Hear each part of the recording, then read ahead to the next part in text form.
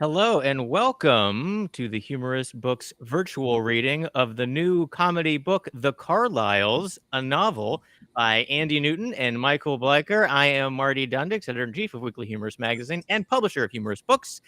And thank you for joining us to this live stream. I actually see a couple of live viewers watching us right now. Welcome. Thank you for watching. Also, if you are on any of the different platforms, Facebook, Twitch, YouTube, and Twitter, any of them, we can actively see anything you write in the different comment sections of those different platforms. And we can see them all in one place right here on our live stream. And we can throw your comments up on the screen. We can answer questions live. So if you have stuff, feel free to write in the comments. We will see it, and we do appreciate it. Welcome to the live stream for the Carlyles. New York Times reporter Harold Carlyle has been on a rocket ride of success since publishing an explosive book on the Trump administration. Trump administration's collusion with Russia. He's become a fixture of primetime cable news, but he soon finds that the fame has its challenges. His wife, Patty, a media critic turned NYU lecturer, has grown distant and increasingly paranoid from the scores of death threats her husband's book has garnered, and his literary agent, a bewitching Eastern European who seems to know everyone, is pressuring him to compete with his paper's star reporter for White House gossip.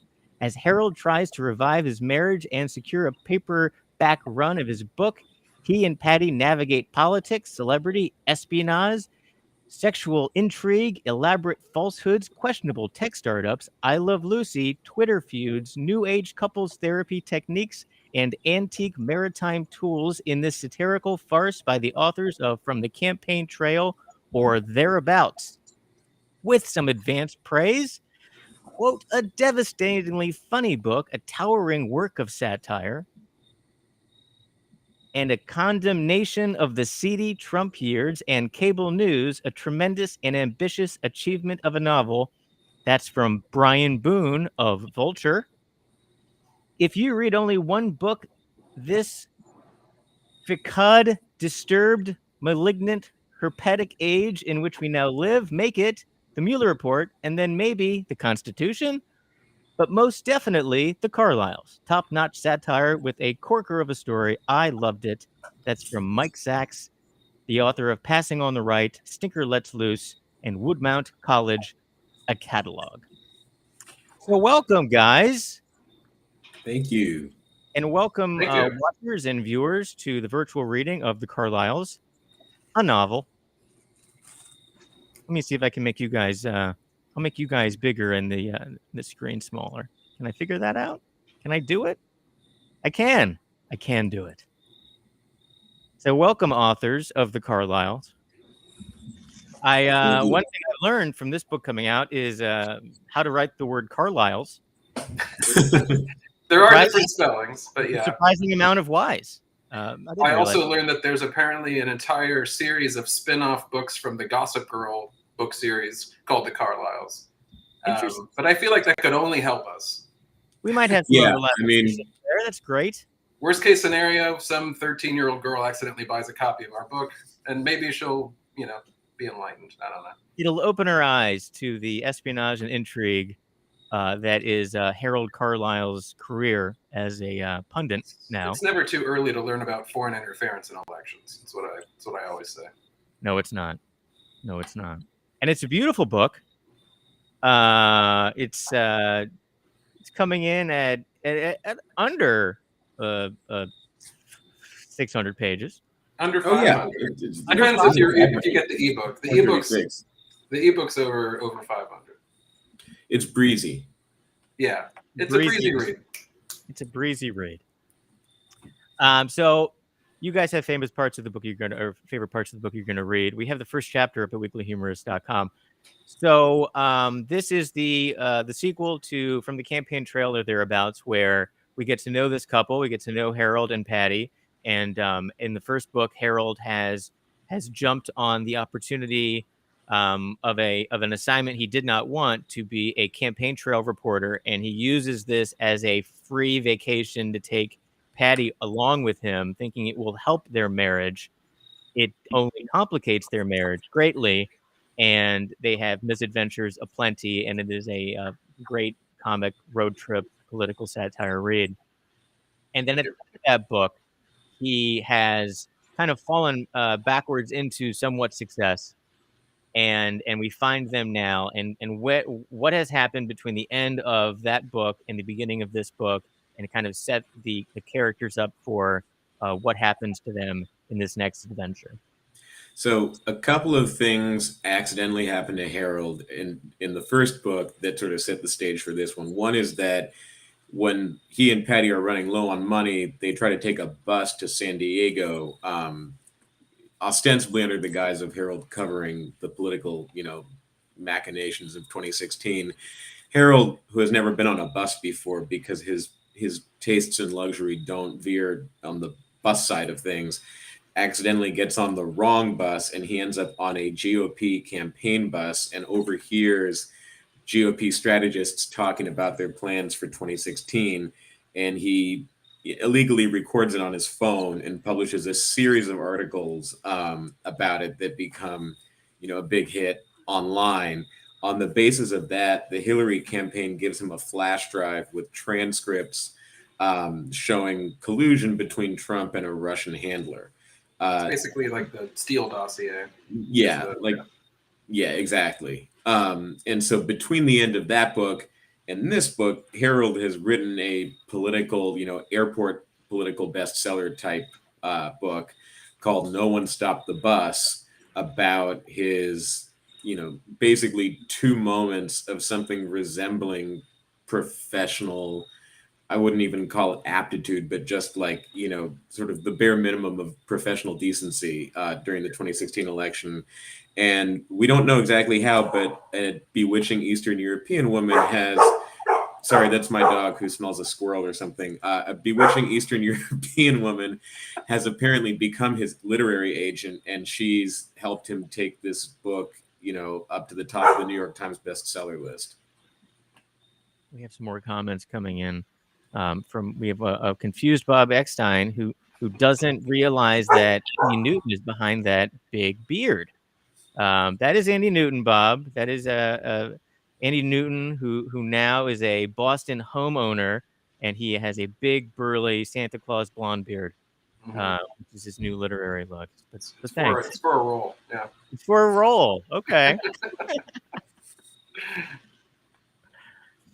So the PR agent sounds a lot like the Russian spies that keep kind of who are like these sexy honeypot types who have shown up through, in reality, through they've been at Mar-a-Lago. They've you see them in photos with Lindsey Graham, and you're like, yeah, who's exactly. that girl? On And the you're like, golf course, that's a beautiful Russian spy. Right. Yeah, like the Maria Butina kind of exactly style of, and we see right away in the first chapter of the book that she is very keen at manipulating Harold in various ways and steering his career and his reporting in directions that maybe she would rather see it than it might not necessarily be what a true ethical muckraking journalist would pursue.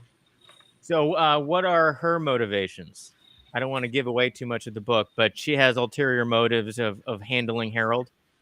Yeah, it's kind of a dream come true for the Russian government to have a highly placed reporter at the New York Times, publishing stories that they would like, because it can kind of drive the narrative toward things that are just clickbaity and divisive, and away from having the New York Times resources going to actually investigating the real issues during the Trump administration, like collusion with Russia. So instead of reporting on, Harold gets a tip in the first chapter from the Estonian Minister of Finance, who, one imagines might reach out to the #2 political reporter at the New York Times. Harold asks his agent, should I follow up on this? And she says, no, basically that's boring. Nobody wants to hear about it. You need to get more palace intrigue stories. And Harold, over the course of the book. What did Trump say about, Chuck Nancy Schumer? Pelosi, That kind of thing.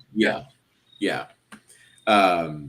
And Harold does this because he's very easily influenced and because he doesn't like working very hard. So, if somebody's telling him, hey, these easier stories to write would actually be more popular and help you get a paperback run of your book, he's all for that. Bob Eckstein says, I smell musical, and we couldn't agree more. Wouldn't fact, that be great? That would be a thing. I took 2 semesters of musical theater songwriting in college, so I already feel like, we could write the first draft, let Hollywood take it from there. Yeah. I mean, look at Spamalot. You guys could do an updated version, of it's modern American politics with a musical. And I think, like Spamalot, I think Clay Aiken's finally probably aged into the Harold role, so we could really poach their casting too. Yeah. Didn't David Hyde Pierce inaugurate that role? Because you're right. It was first David Hyde Pierce. Yeah, which is something we referenced in the book. Yeah, David Hyde Pierce is kind of our physical and vocal model for Harold when we're, sort of imagining him in our mind's eye as we write these. I feel like it's a David Hyde Pierce, but like maybe 4 inches taller. Yeah, a little bit taller, not too tall, but maybe closer to average in height. Right, and like in terms of age, like not now David Hyde Pierce, but like Frasier era. Yeah, when he's like going after Daphne type. Mm-hmm. Yeah, Yeah. And I kind of picture Patty as kind of, is it Frasier's first wife, Lilith? Oh. Yeah. That's good. That's good. Yeah, we didn't think of that one. That's a good. Patty is kind of a Lilith. It's kind of a BB. It's BB Newworth? Something like that. It's BB. That's how it's spelled for sure. Yeah. Maybe not pronounced it. Is it? What did I say? Yeah, sort of. Frizzy black hair. BB. Yeah. BB. We have an active audience here. We have the hosts of the Cartoon Pad trolling our event. I love it. It's great. I'm sure they'll have questions. Yeah. Do you think? One thing I do want to point out, because we spent so much time talking about our first book, it's the same characters and it's a continuation of the story, but it's completely standalone book. Like you don't need to read the first one. Don't feel like you need to read an extra 300 pages if you just want to read this 500 page book. We're gonna sell them together as like an Odyssey pack. Like the unabridged, like Stephen King's The Stand was 1,800 pages. You're gonna have a situation like that book, A Suitable Boy, where I got that for book club, and the book is like this thick, and I use it on my end table purely as a poster, but also to protect the wood of my table. Not for this though. People are going to read your book because it's readable. It's not. But it is also very functional as a coaster or a hot plate. Not a hot plate, but one of those. What are those things called? You put hot things on. Oh, a hot plate. No, that's not it. I don't know. Like a big coaster. Like whatever. You know what I mean. Well, what I was going to point out is one thing you could do is if you were worried about ruining the copy you're going to read, you could buy 2 copies. You could. And one of them you could use just to put your drink or a hot plate on, and the other you could read. We have a question from the audience about being a co-writer for a book like this. And you guys wrote a book together, and you guys have written a lot of online satire together. So you've written a lot of short humor pieces, now 2 books. Bob Eckstein writes, at the last book fair I attended, everyone was obsessed with learning how a literary collaboration would work. How did you guys divvy up the work? Did you use an organic digital document or trade-off like Dave Barry and Alan Zweibel do? They alternate. And then I think it gets cut off because he wrote too much. I'm assuming he says they alternate, like sending things back in chapters. Sure. Yeah, we've always used Google. So we started writing together our senior year of college, which was 11 or 12 years ago at this point. But I think even back then, I think Google Docs were in its infancy. I think they didn't yet have the chat function, But so we would Yeah. both just agree to get on the same Google Doc at the same time, and then use like the bottom third of the page to chat with each other while we wrote things above. And we've just been doing it for so long now that we kind of just You kind of finish each other's sandwiches. exactly. Yeah. Well, it's like a jazz band or something where you just sort of like know where the other person's gonna go with a line or a joke. And, it's like book improv. Yeah. It very much so. And at times, I think if we're really in the groove of writing a scene, it does feel like improv. Yes, especially the first draft of the first draft, but also very much like jazz, and both in terms of sort of having a good feel of where the other person is going and knowing when to hang back and let the other writer, sort of explore an idea. Absolutely. Yeah. And then when we get into it's all live. And then when we get into the revision process, it's we'll read it kind of separately on our own and make notes, and then get together and sort of talk through suggested changes. And that's when we kind of get into like the sort of like less sort of improvisational, more like very intentional.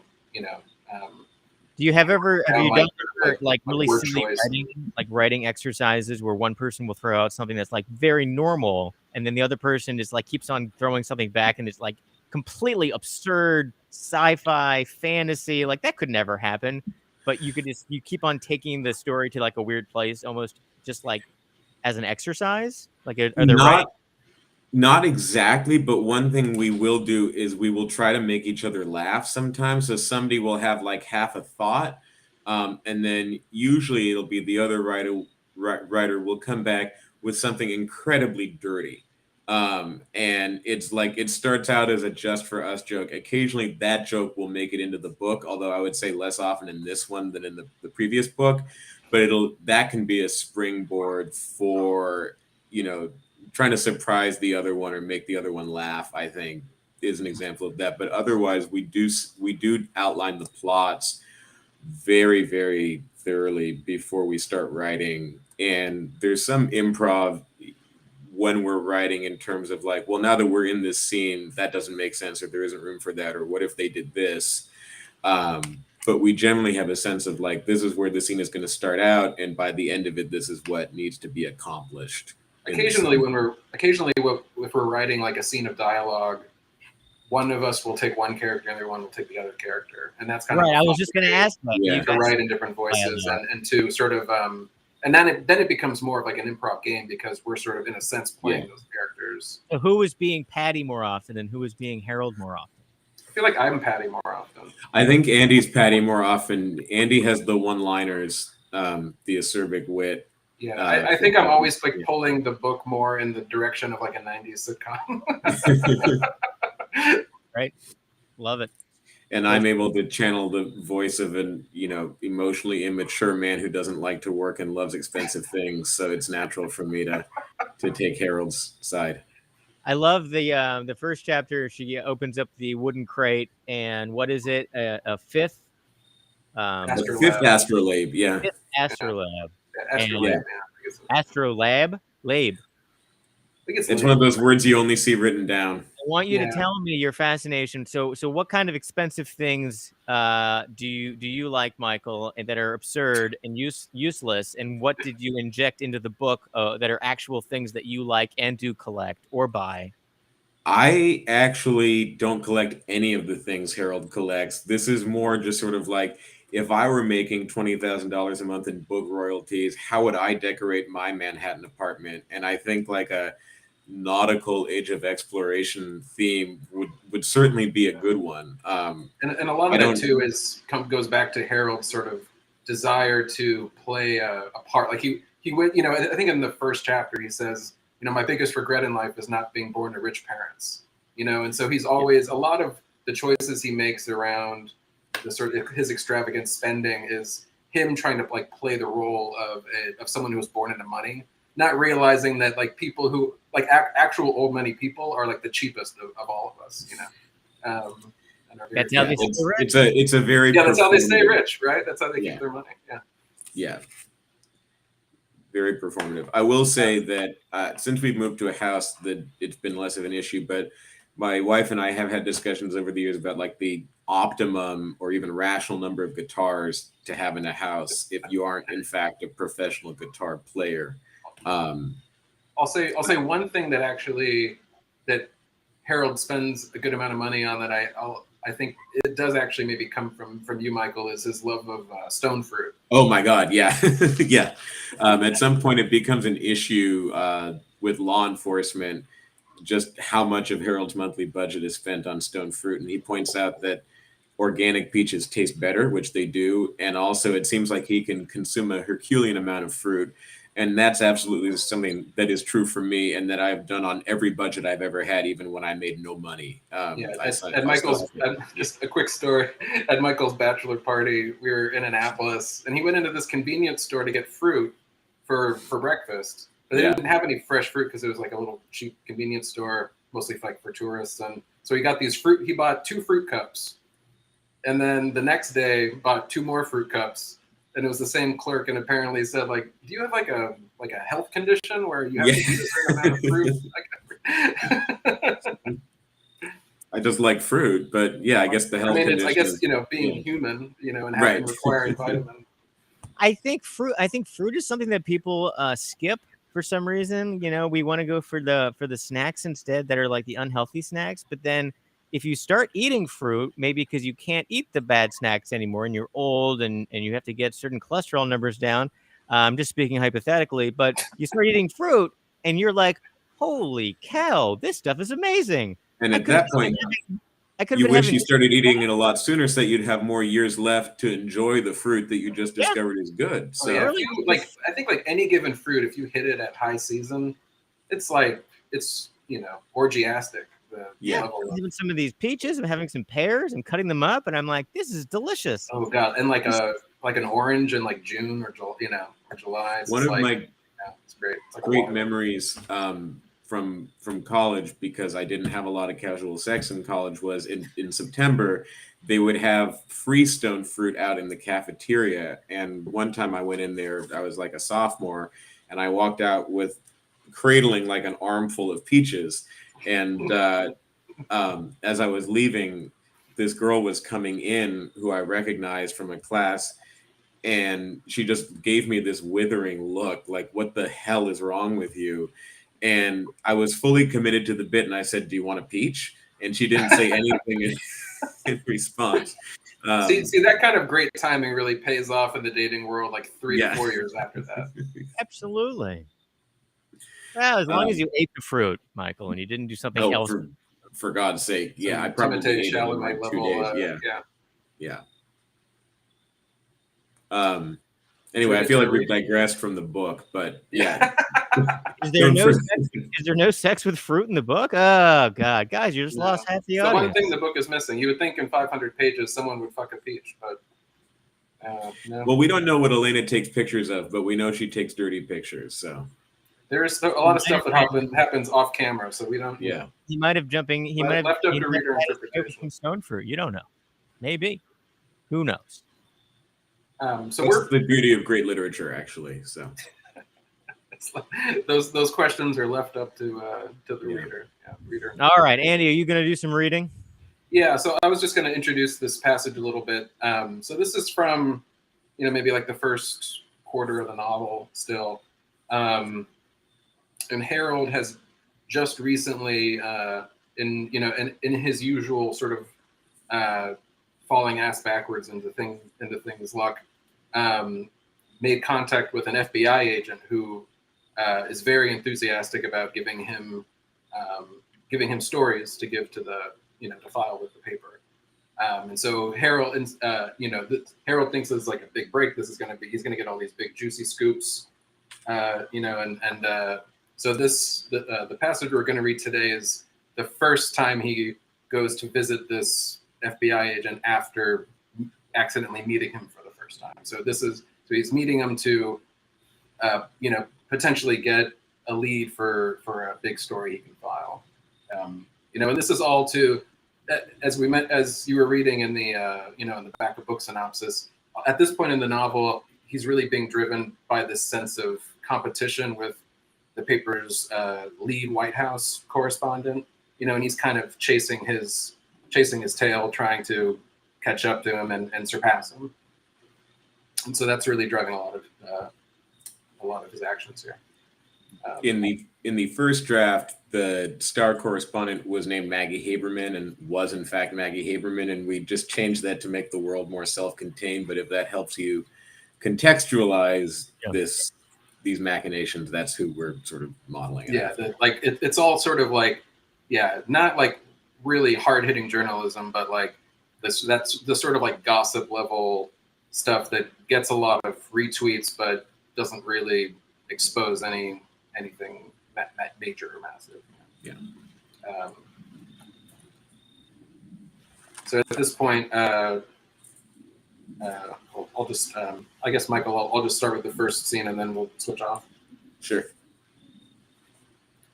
Harold sat in an armchair next to his living room window. His knee bounced involuntarily as he leafed through the pages of an old but pristine paperback copy of Emma, not absorbing any of the words. He looked from the book in his hands into his phone, snapped the book shut, sprung out of the armchair, and began to pace the room. After several minutes, during which he considered whether his current sweater looked appropriately clandestine, his phone buzzed. Harold raced to the table to pick it up. His face lit up. He ran to a bookcase on the far wall, removed a plastic poinsettia from one of the shelves, and placed it on the windowsill. He glanced back at his phone, then out the window at the sparsely populated street below. Chest pounding, he dashed into the bedroom, struggled out of the maroon V-neck he was wearing and into a dark blue and white zip-up argyle, bounded back into the living room, threw on a tan trench coat with a Greek fisherman's hat, and rushed out of his apartment. Several seconds elapsed before the door rattled back open and he rushed back in, stooped to collect a leather messenger bag from beside the door, and sped out again.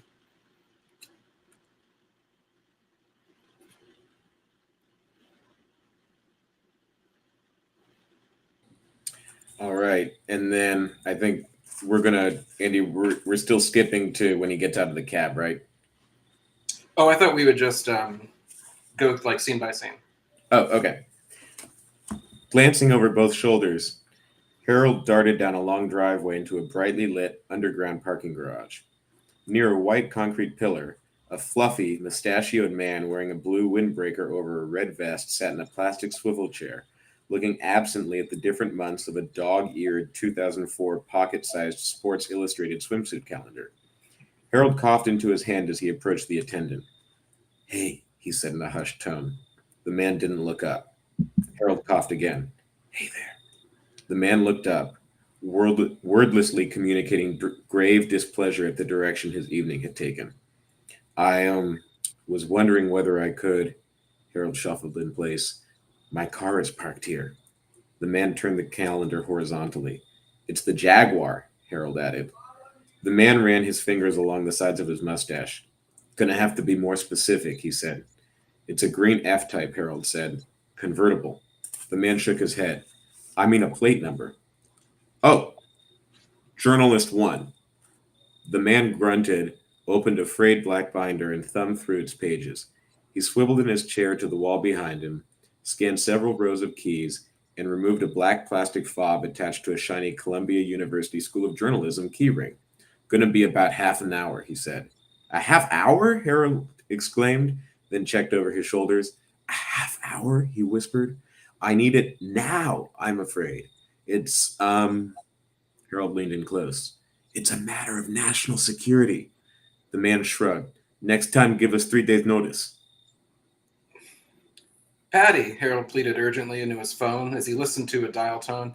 "Patty, hello!" His breath issued in little puffs of moisture, illuminated green and yellow by a neon park sign hanging above him. Pre-war office buildings, shuttered for the evening, loomed overhead on either side of the street, blocking much of the light emanating from 3rd Avenue. "Harold, what?" Patty asked, picking up. "I'm still at the office. Are you okay?" "Patty, can you call me an Uber?" "Why can't you get one?" "I deleted it," Harold said. "They're terrible to women. Patty, this is for all the marbles. Patty, hello?"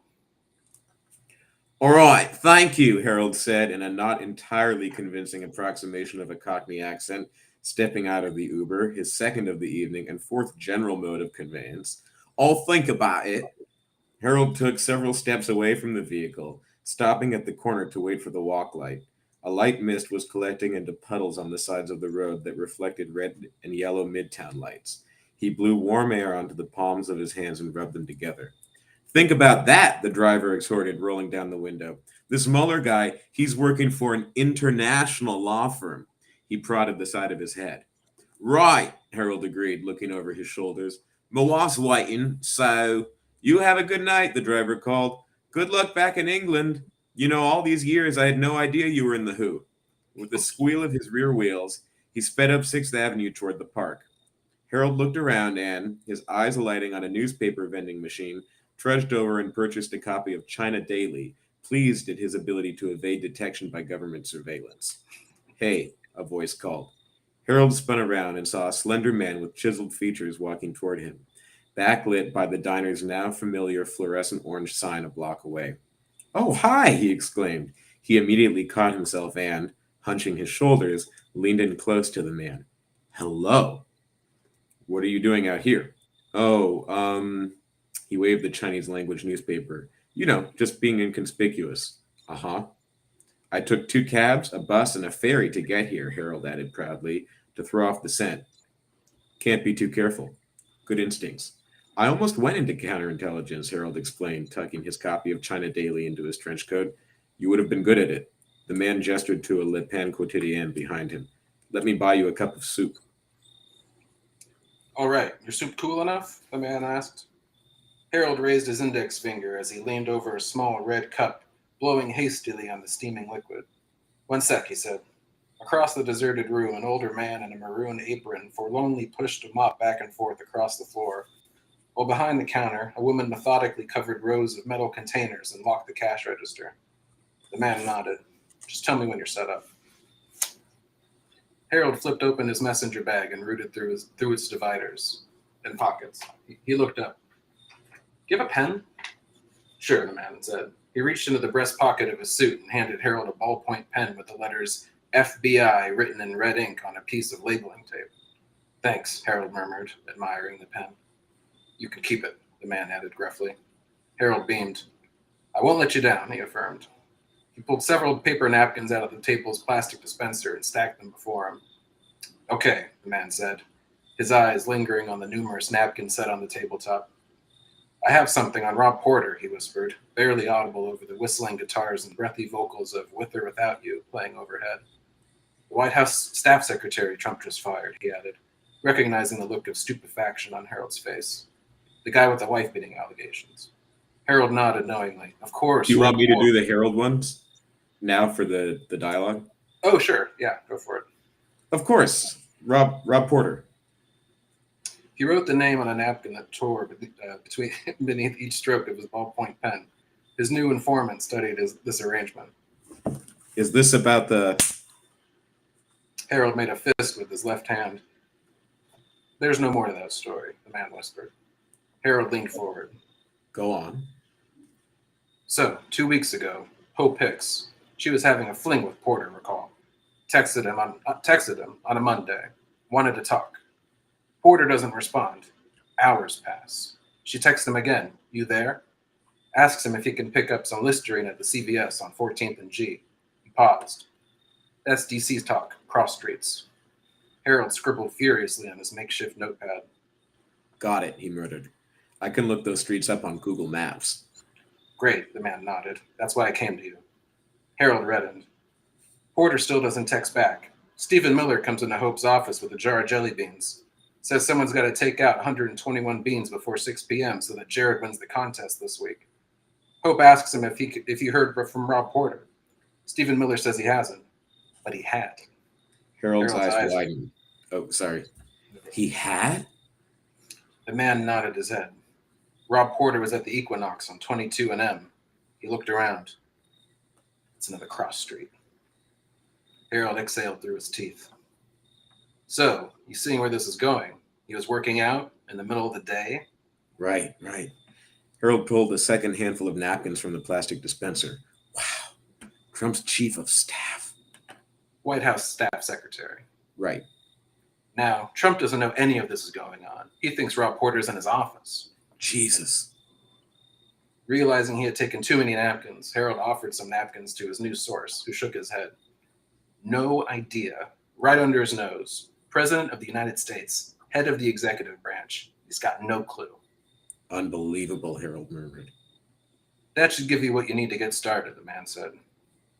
Oh, for sure, Harold assented. And Philip Boutin doesn't know about any of this, right?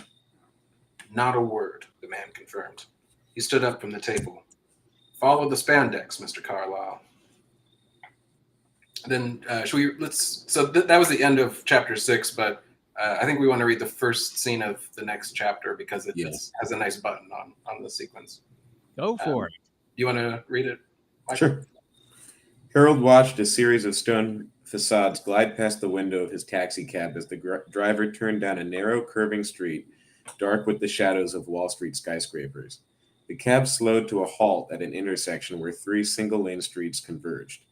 2 sets of Doric columns, one circumscribing the other, framed the entrance to a triangular terracotta building. Harold paid the cab fare and looked around up at the tall gold letters spelling Delmonico's against a dark brown plaque. He rocked back on his heels, gleefully. Realizing he was early, he took out his phone and selected a recently dialed number. Hello, sir?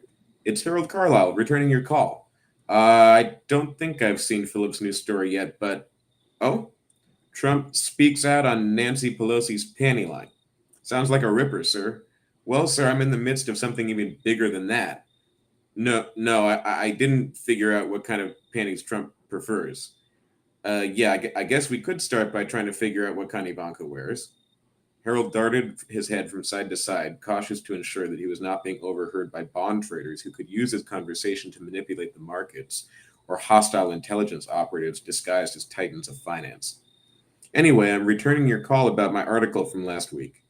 Yes, sir. Before you say anything, can I just... No, yeah, I verified all the sources.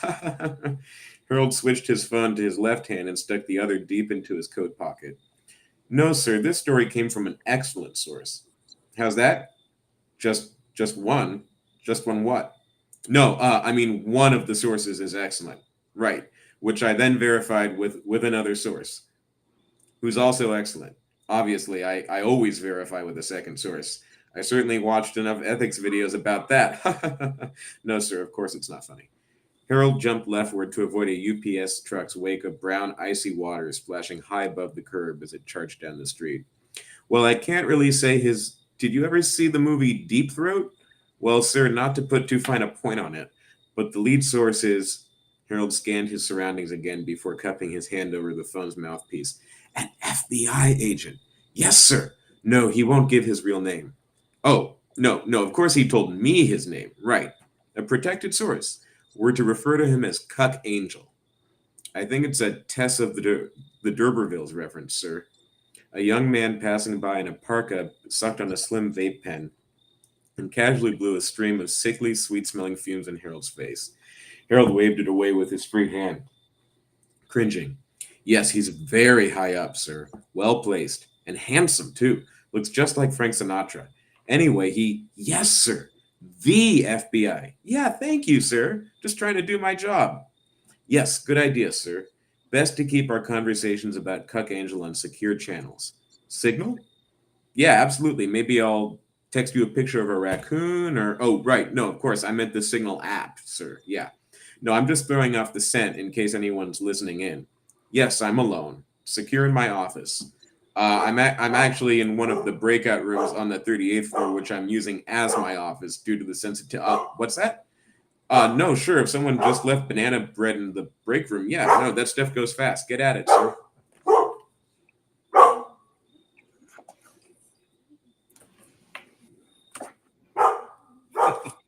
Programming like this is made possible by viewers like you, and I'll point out, so the one detail that's that I recalled, just for a little inside baseball with the vape pen, vaping was like ubiquitous in our novel. Because I think when we were writing the first draft, like it was just like people were vaping everywhere, and it was, pre-pandemic when like it was like that moment where like everyone was saying like Well, vapes, they're good for you as far as we know. Like, It was like right before people started dying from it and there were lawsuits and stuff. That happened after the first draft. And Andy, you had a runner that was really good. That was people getting up and saying, "I'll go vape" at really like weird, inopportune moments as buttons on scenes. And then what happened was a lot of the chapters that happened to have those ended up being chapters that weren't relevant to the plot as we like winnowed the plot down, and so we lost some of those tags. But that's an original vaping reference. R.I.P. So when you guys first, because you started writing this book almost right when you finished the last book. So Mhm. because I remember like getting the final book for from the campaign trailer thereabouts, and it was like you sent the final. You're like, this is the final. We're done with this book, and it's like, and we started the second one already, and then it was all of a sudden we're done the second one almost, or we've already outlined. We know what's going to happen, Mhm. and that was 2019. 2019. 19, yeah. Oh, Yeah, because when we had the book launch from the campaign trailer thereabouts, we had already written like 5 chapters of this book. and from that point, when you thought that was done, how much did this book change since you first outlined it in 2019? A Mm, lot. Yeah. A lot. So yeah. what kind of major changes happened to this book, and what didn't happen in this book that you did have for a while that would surprise people? Be like, actually, there was a friendly sidekick dinosaur or something like Right. what Right. kind of things fell off of this book that ultimately wouldn't have worked at all? Yeah. I mean, we spent.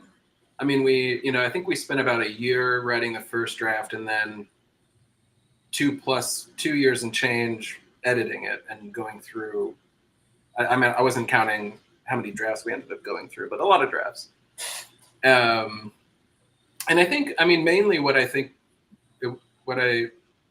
a lot of our editing process, I think, was just that, we outlined this big, expansive story.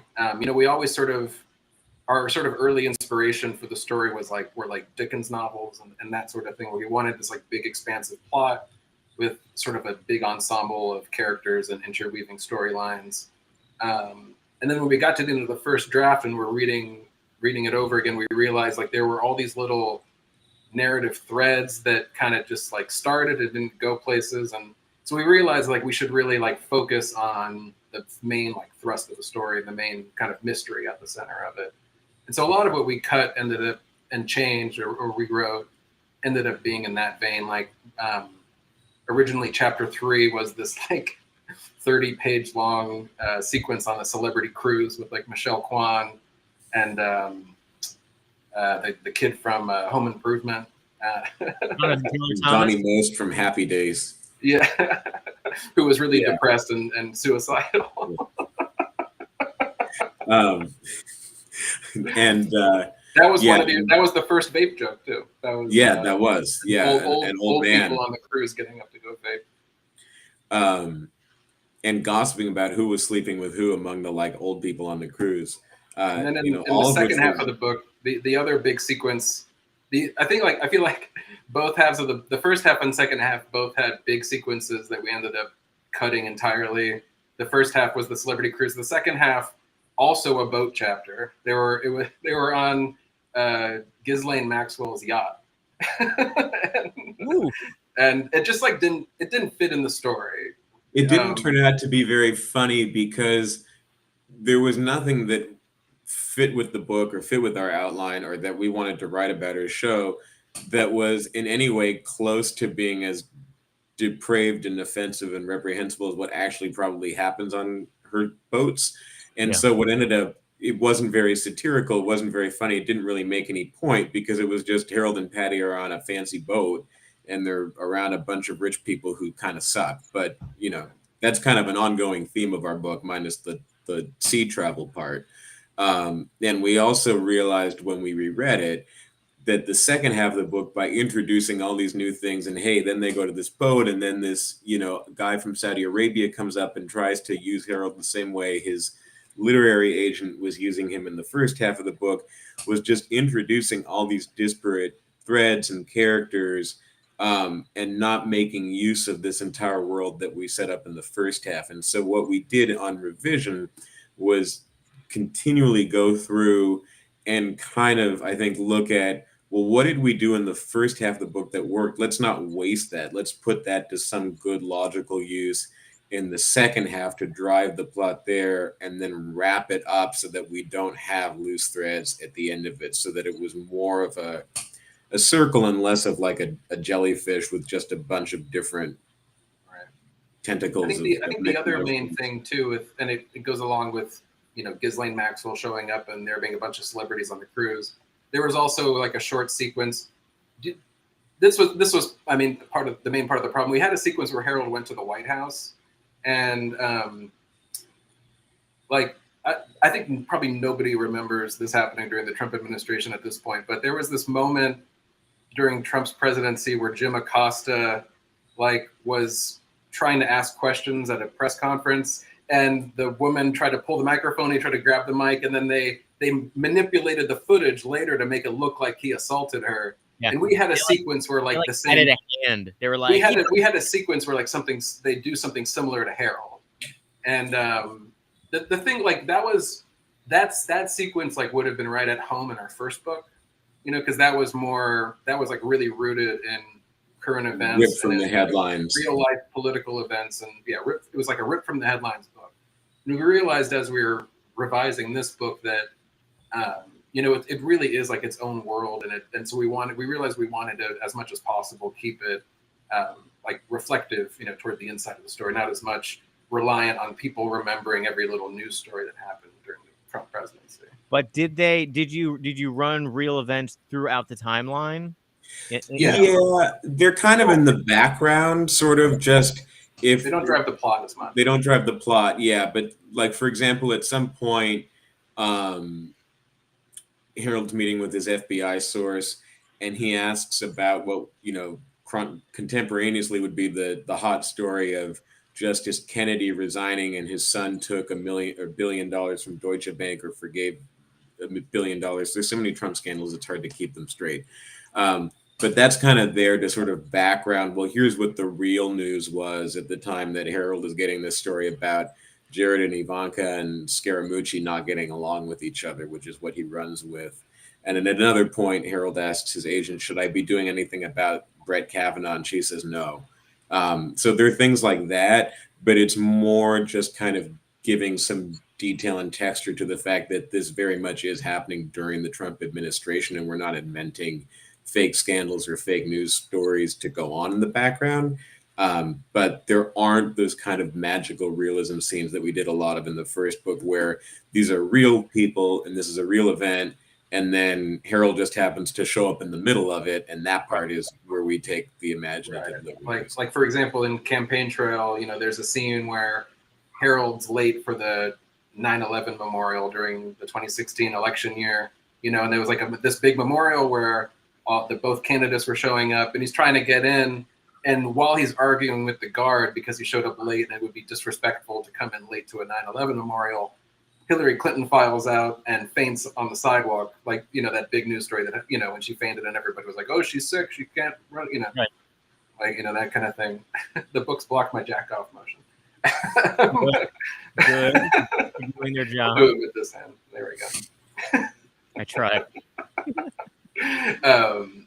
Yeah, there's less of that, and I think you know, and I think that comes down to just that we wanted this to be not so much a sequel as much as like a different book, but, you know, following the same characters. Like it's, right. You know, it's like stylistically it's very different. Tonally, I think it's a little different. It was a new challenge too. Like, we'd already done that, and we had a few chapters in the first draft, like the Celebrity Cruise chapter, that were really, like Andy said, would have been at home there. And when we were writing them, and especially reading them back, we really had the experience that this didn't gel with what we were already doing. And at times it felt to me also like, because we had already done that in the first book, it was a little bit more by numbers of, okay, I know how to write this kind of a scene for Harold. Here's a political celebrity. Here's some, you know, place where it happens that people have heard of that we can describe. And then, you know, we're kind of set it up and wind it up and let it run. and it was fun to do a new approach here where everything is made up, and you really have to develop the secondary and tertiary characters because they're not just going to be caricatures of well-known people. Right, and also sort of narratively speaking, I think something we just noticed as like the reader's experience was, Campaign Trail by design was an episodic novel. We kind of wanted it to be hinged on these little like fun sketches that were rooted in like real news events that happened during 2016. This book, the mystery sort of espionage plot is so central to the book that when you have these sort of long sequences where Harold's just sort of like, mixing it up with Stephen Miller, it really just slows down the book, because we're like, what happened to the Russians? What happened to the Saudis? Why are we doing this bullshit? Yeah, that's kind of how we felt as like when we were trying to put ourselves in the shoes of the readers when we were going back and revising. Even reading it just on the first couple ones where I was reading it still as a writer and not yet doing that, I was like, this is boring. And then when we'd get to something that had to do with the espionage stuff, I'd be like, okay, this is fun again. Let's keep going with this. I was like, oh fuck, I got to read the Stephen Miller chapter again, and we kept cutting it down. We tried a lot of different tacks with it because there were some like funny jokes in there, but it's just and when you read it it's very like when you read it as a piece versus when you read it within the whole, like it just didn't work as well. That was one thing I know we wanted to talk about in terms of how he wrote the book, was that one of the starting points for the plot was that we'd written some short pieces while we were editing Campaign Trail and just kind of taking a break from longer form stuff after that project.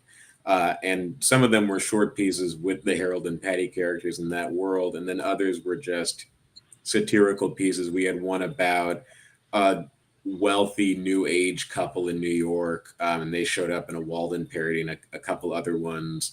We had both of which were published on the Weekly Humorist. You can find them all in the Weekly Humorist.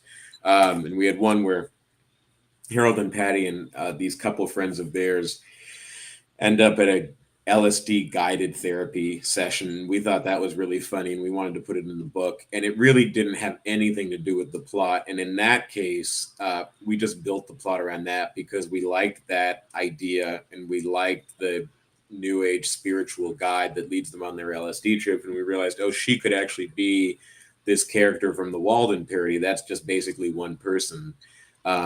So then we had her in there, but there was really no reason when we started out that had to be in there other than that we thought it was funny and we wanted to put it in. Yeah. But then by the end of it, in keeping with not leaving a lot of loose threads, we were actually able to use that character as the glue to tie together the last remaining threads of the plot and wrap everything up. And that wasn't by design. That was more just like getting to the end of the plot outline and realizing, well, what do we do with this, or how do we get this done? And that's kind of a neat. We knew that this beat needs to happen, but there needs to be something to get the characters to that beat. So you have a lot of characters in your books. You have a lot of stuff happening. You have a lot of action. You have a lot of different romance, adventure, romance, espionage, revenge, everything, all kinds of stuff. Sexy book, toplessness. There's lots of sex in the book. Lots of sex. Not with fruit, with other people. Yeah. But something that's been happening that I've seen and that's rising up is people will take a work and they will say, we're going to have an adventure with the secondary character. The unknown secondary character is now going to be the star of the show, like in Frasier. Cobra Kai or all these things or Frasier, where we take the original secondary character becomes the star. Frasier, very good, amazing. It's so fun. People don't even know that Cheers exists at this point. People watch Frasier and they're like, "Oh, I love Frasier," and it's like, "Oh, did you like Cheers?" They're like, "What? What's Cheers?" And you're like, "Are you kidding me?" There's so much more. Anyway, yeah, and they're very different shows. That's the second hour. So writing this whole book, you have all these characters, you have all these people, you have all these things. So if you were going to make a secondary character project, who would you spin out and give an adventure to from this book? Well, what's funny is we've already talked about this.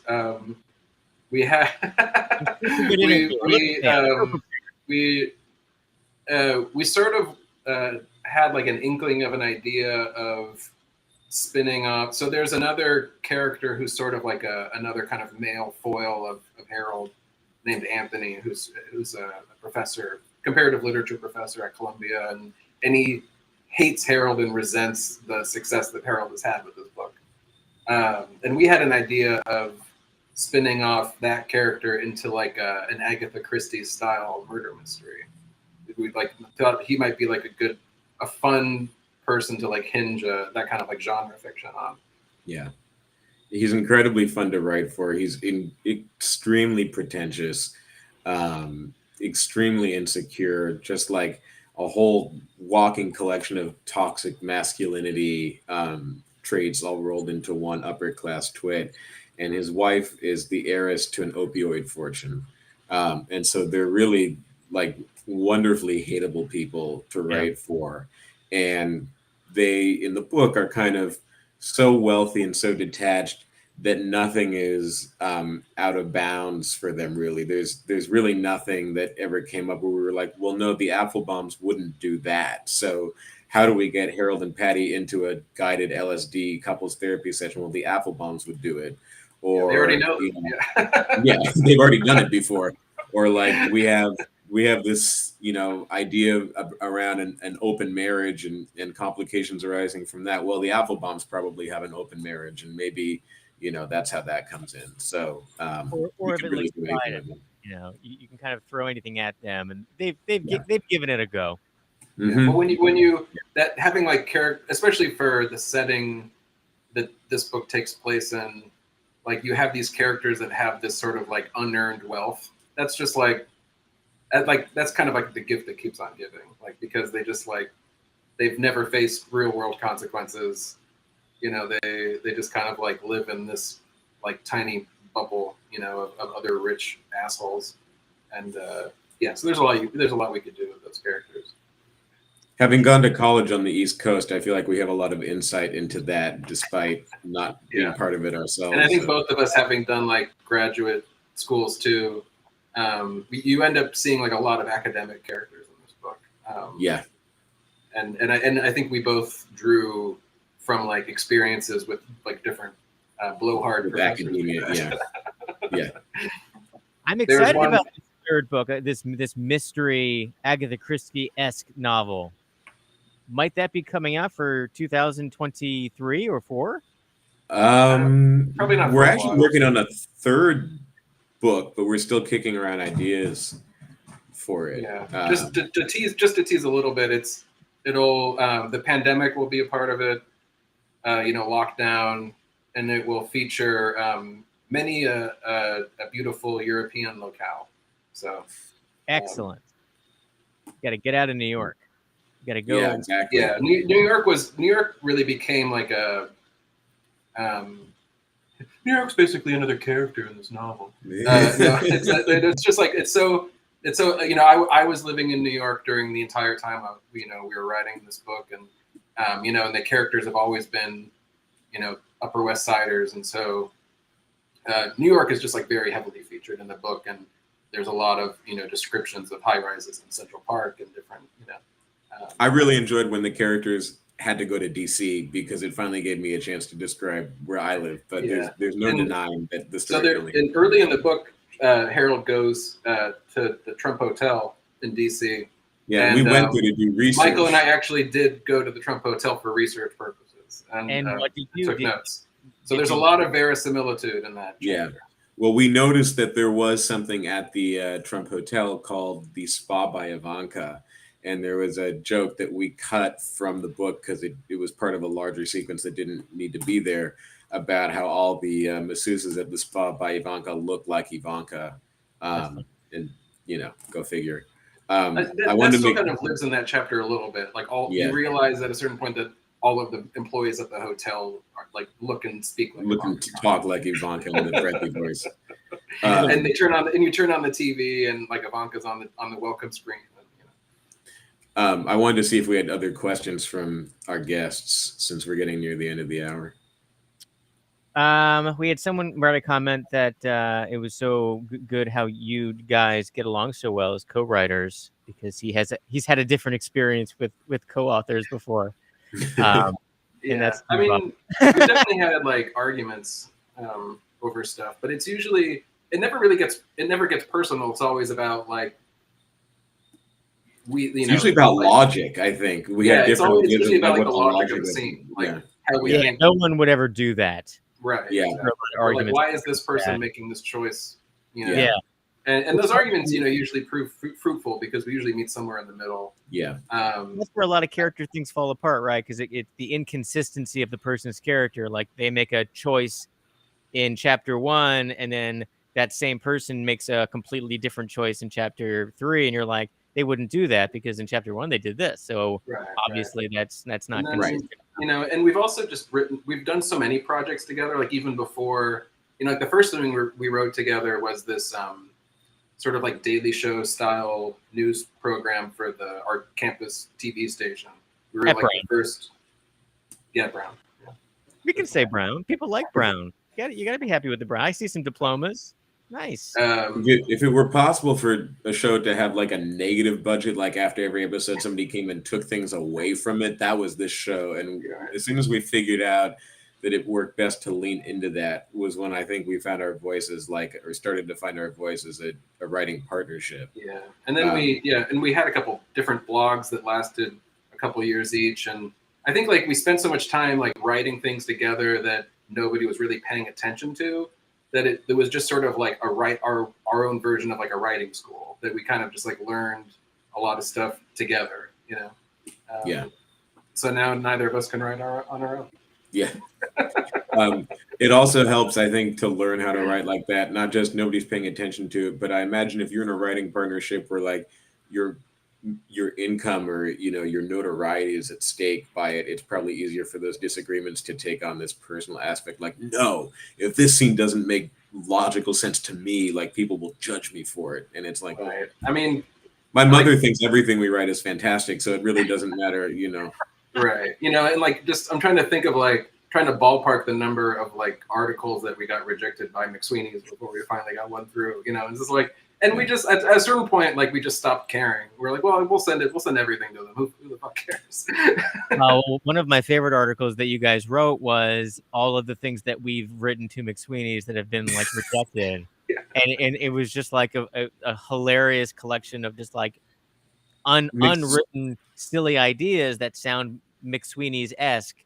And when it was up on Weekly Humor, it's like the entire webpage looked like the font and the colors. That was really great. I liked the argument for that. We thought about writing a follow-up to that. We should. We should. And then I remember you took at least one of those silly, ridiculous ideas for an article, and I think you did one article for real. It was like there was at least one. Yeah. Misconnections of like a kindergartner or something. It was like misconnections of. Oh, misconnections to my childhood crushes. Yeah. Yeah. Yeah. The other one that I think was in there, which we had actually written long before on a now defunct blog, could not possibly even in our wildest dreams imagine McSweeney's would publish, but that you eventually published, was still my favorite piece ever. It's cleaned up. I slept with Taylor Swift, my night with Taylor Swift, and it's just an apology letter for an article that was retracted several hours earlier because it was both untrue and so inappropriate. And that conceit is just still my favorite thing that we've written, even though that we've now written a Victorian novel. It's a very like legal. I feel like we also like really got ahead of the like fake apologies. Like it was we wrote it like before like every guy had to start like had that like really insincere like apology that was like clearly proofread by an attorney. By an attorney, like they weren't like incriminating themselves or opening themselves up for lawsuits. And like, but like we wrote it, we kind of like preempted that and wrote it in that style of like making like they would like make the smallest of references to the original retracted article in such a way that like you could kind of like fill in the gaps. Yeah. But all the like really horrible stuff is cut out, Yeah. Well, I'm happy I got to take that random article that nobody wanted. You don't know that nobody wanted it because that was the only one I think where we were ever like, I don't even think we gave it to you until after you ran the rejected headlines piece. And then we were like, well, he didn't he didn't make us take that out, so maybe he'd want to run the article itself, which we did. Yeah, well, I think we like self-censored ourselves on that one. We didn't want to run it anywhere else. Yeah. Sandra, I see it. I find the diamonds in the rough. Yeah. And that's why I'm excited about this novel and your next novel that'll happen, which is going to be great. And what's so much fun about these books is they're written with such an opportunity for, adaptation. So I think I could see these becoming something that I would watch on television because they have this sort of episodic, ongoing, multiple groups of characters doing things, going places. They're all into, each chapter, like they're fast and it's like, now we're smashing to this scene and this is happening. And now we're smashing to, international espionage. And now we're smashing like there's so much going on. I would love to watch this kind of stuff. So we originally wanted to write, thank you, a TV show together. And somehow just like after a certain point, it becomes less fun to write scripts for a TV show that realistically is not going to be made. And we also both love prose. And so this became a really natural fit. But I think we still bring that sensibility of wanting to write, a classic 90s sitcom. I mean, as we were revising the book over the course of the drafts, we started like talking about like, oh, who would be perfect for this character, and then sort of unconsciously like revising lines of their dialogue, so like with their voices in mind, like the Cuck Angel character, the FBI agent that we saw in the passages. At a certain point, we realized like we would want John Hamm to play this role. Yeah. And then there's like that jumps into my last question might be this then. So we're talking about, and I think it's very smart to write something, even if you think, oh, I wanted this to be a TV script or I wanted this to be a movie script, write it as a book because you get to 100% control your writing. You just say, this is what I want it to be. I want it to be this book. I published this book. I got my name on this book. I have this book. This is my book forever. And now I can go and I can say, let's adapt it into a TV script. We can adapt it into a movie script. We can take it into another space. But it still gets to be this. It got to be this first, which I think is an important lesson. Mm-hmm. And this is what I talked about with Craig Thomas from the How I Met Your Mother show. He was talking about that. Like now he's writing more prose and now he's writing more short humor and stuff because it's his and he can control it in this form. It's mine and mine alone, and I can publish it, and then I can take it someplace else. But no matter where it goes someplace else, it still gets to be here with me. Yeah. And if you don't write a book and you write a treatment, it's like then that treatment goes away. Yeah. And someone can buy it, and then someone could buy it and they sit it on a shelf and it never goes anywhere. Or someone buys it and then they hire someone else to write it and then they fire you off of it and then you never see it again. Yeah. What if instead of like medium height and bald, Harold is just like really tall and handsome and good at his job? Right. Would be the kind of. Well, it's like how Peter Sagal from Wait, Wait, Don't Tell Me is famously the original screenwriter for Dirty Dancing, Havana Nights, because that's a little bit of trivia, but it's like the original script that he wrote was like wasn't a Dirty Dancing movie, like completely different. And then it just went through like so many rewrites, and that like eventually he ended up with this movie vaguely within the Dirty Dancing franchise that he's listed on as a writer. He's like, when I first started this, it was about a submarine. Yeah, it was about the Cuban Revolution when I wrote it. And to your point, like the novel. John Hamm. Who else is John Hamm? A younger, somehow in the future there will be technology for this. They will unage David Hyde Pierce and he will play Harold. We'll do it like Kurt Russell in the Marvel movies. Yeah. The entire cast of Mad Men at their Mad Men ages could pretty much just be adapted to play these characters, because Pete would be a good Harold, Vincent Kartheiser, and then there's an attorney in book 2 who John Slattery would be perfect for. I mean, really, that's as far as we got, which is 3 people. But I mean, like you know, all the clothes and like the Manhattan.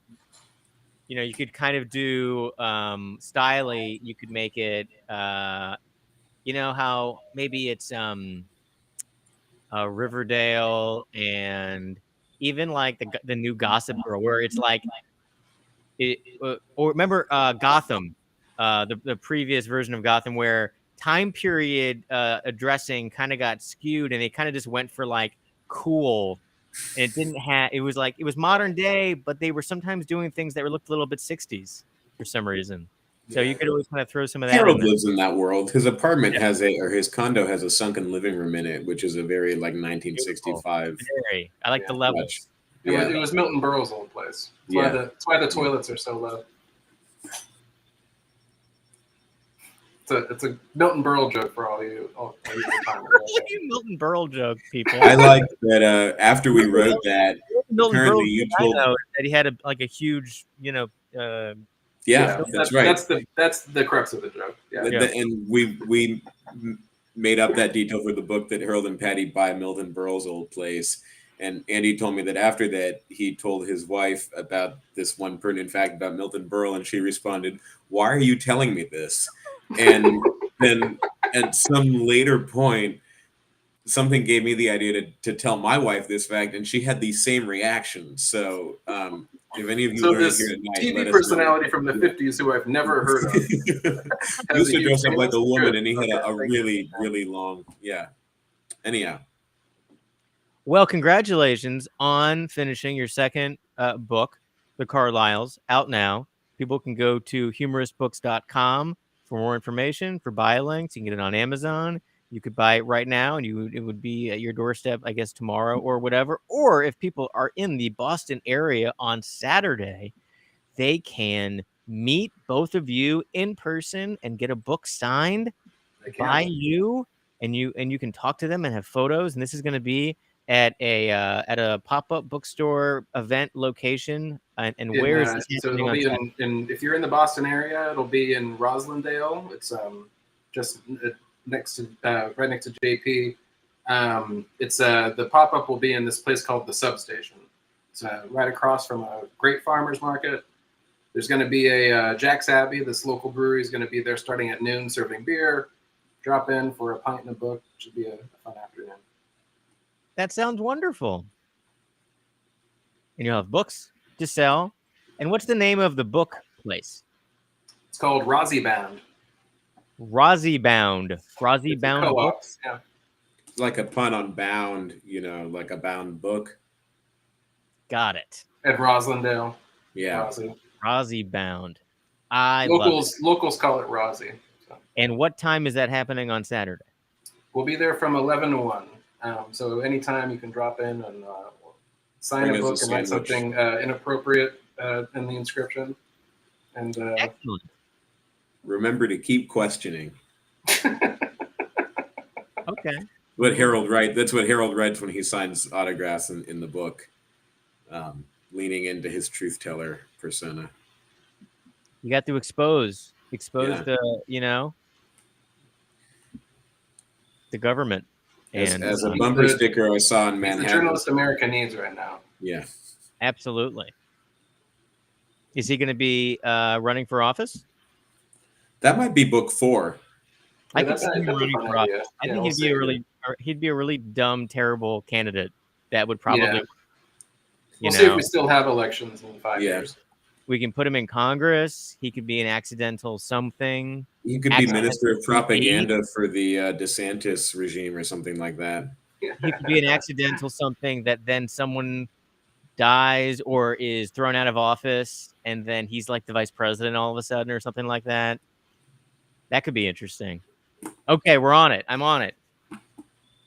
That's going to be book 4? Go sell it to Miramax. What's going on with book 3? Why can't that be book 3? He can't. Book 3 takes place in the pandemic. Oh, that's right. Okay. Yeah. Book 3 can be shorter, and then we can jump right to book 4. It will be. Yeah. I think this is really like by design, because we were sort of inspired by Victorian novels. Like we wanted it to be like there's a book 1 and a book 2 within we wanted it to feel like a multi-part kind of thing.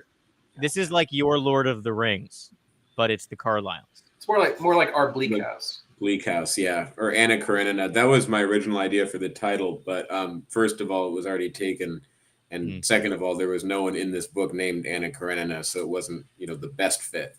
Yeah, but a lot of characters do get crushed underneath trains. Yeah, so that was a parallel. Yeah. And there is some cuckolding in the book. So, too. Yeah. It happens. Yeah. It happens. And on that note. And on that note, go out there and buy the Carlyles on sale now from Michael Bleicher and Andy Newton, and see them on Saturday in Rosendale, right?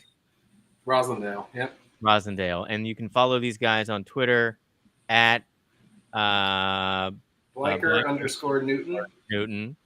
And you can find them. What's the website you guys set up for all your writing and the book?